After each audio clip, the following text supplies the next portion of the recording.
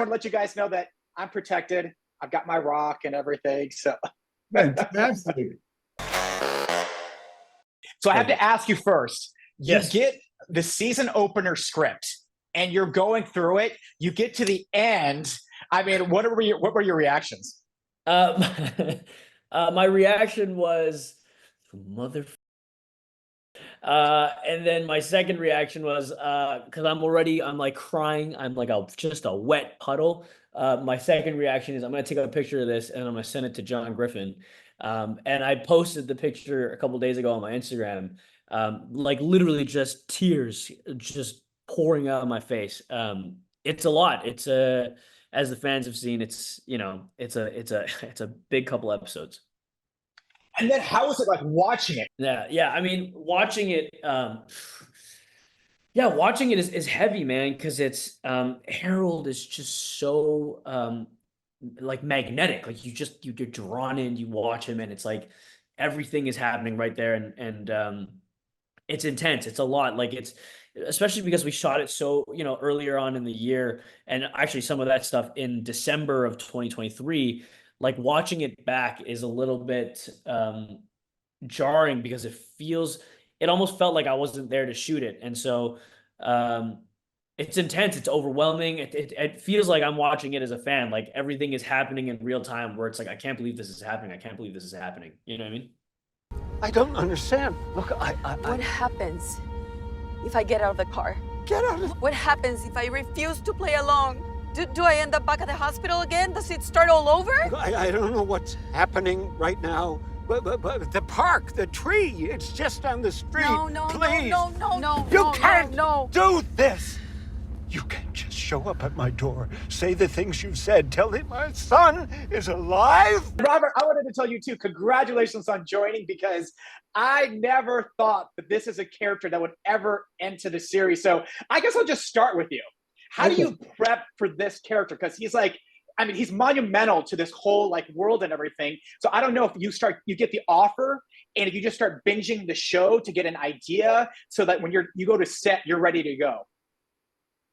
There's a few things that happen, right? There's a conversation with Jack Bender, who was, on a Zoom call when I auditioned for him, And so he told me something about the character in the audition. Then I get the script, and it's very eloquent, in very few words, actually, about Henry being someone who's not at his best.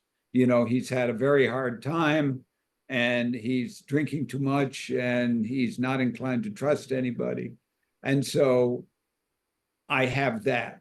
And then showing up on the first day with that first scene, that's basically all you need, except that I had watched all 20 episodes that led up to my episode. So I knew what the stakes were for Victor, and I knew what the stakes were in a general term for Tabitha, like that she was out here looking for somebody to trust her.